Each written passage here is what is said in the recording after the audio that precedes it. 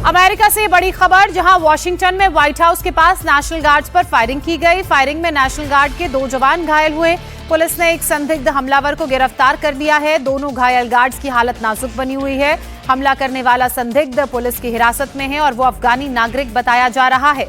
हमलावर का नाम रहमानुल्लाह लखनवाल है। इसकी उम्र 29 साल है। हमलावर 9 अगस्त 2021 को अमेरिका आया था।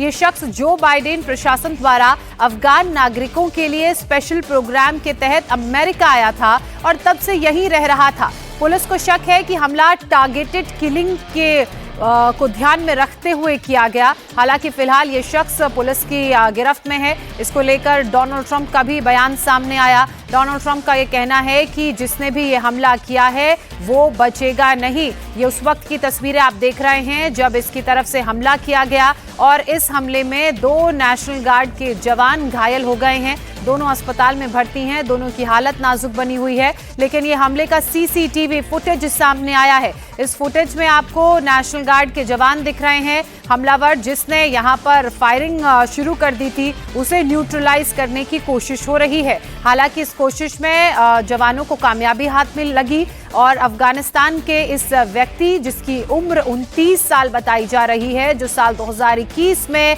अफगानिस्तान से अमेरिका आया था, उसे न्यूट्रलाइज कर लिया गया है। फिलहाल वो पुलिस की गिरफ्त में है। अब उससे जाहिर सी बात है पूछताछ हो रही होगी। ये दूसरी तस्वीर आप देख रहे हैं उस वक्त की जब यहाँ हमला हुआ था। एक व्यक्ति आता है और एकाएक फायरिंग करके 2 नेशनल सिक्योरिटी के गार्ड्स को घायल कर देता है और उस वक्त आनन फानन में मौके पर पुलिस की टीम पहुंचती है और इसको न्यूट्रलाइज करने की कोशिशें शुरू होती हैं। तस्वीर भी आप उस 29 साल के युवक की देख रहे हैं जो अफगान का नागरिक है, जिसने प्री प्लान्ड तरीके से यहां पर साजिश को अंजाम दिया और ठीक व्हाइट हाउस के बाहर ये फायरिंग उसने की।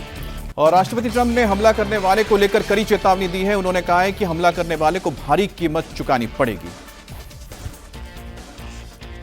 तो राष्ट्रपति ट्रंप की ओर से इस हमले पर प्रतिक्रिया आई है। उन्होंने कहा है कि जो हमला करने वाले हैं उन्हें भारी कीमत चुकानी पड़ेगी।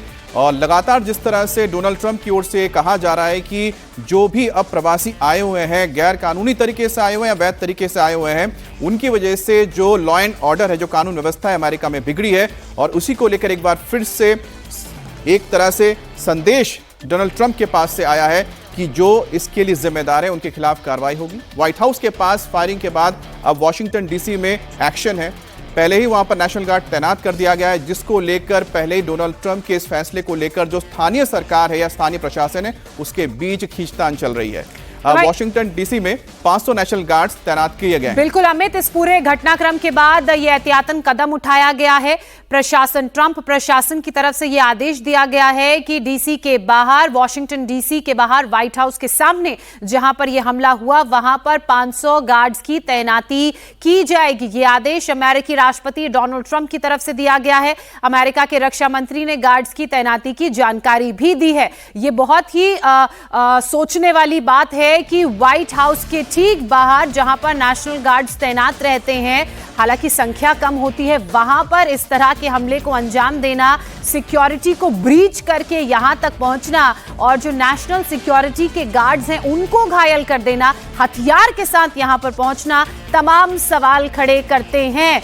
कैसे एक व्यक्ति यहां पर पहुंचा, इस घटना को अंजाम दिया। ये उस वक्त की तस्वीरें आप देख रहे हैं जिस वक्त 29 साल के अफगानी नागरिक की तरफ से यहां पर हमला किया गया और आप देखिए कि किस तरह से इसे न्यूट्रलाइज करने की कोशिश में नेशनल गार्ड्स के जवान जुटे हुए हैं। ट्रैफिक चल रहा है सुचारू रूप से और दूसरी तरफ जो पुलिस के अधिकारी हैं, जो नेशनल गार्ड्स के दूसरे अधिकारी हैं, वो इसको न्यूट्रलाइज करने की कोशिश कर रहे थे, जिसमें इन्हें कामयाबी भी हाथ लगी।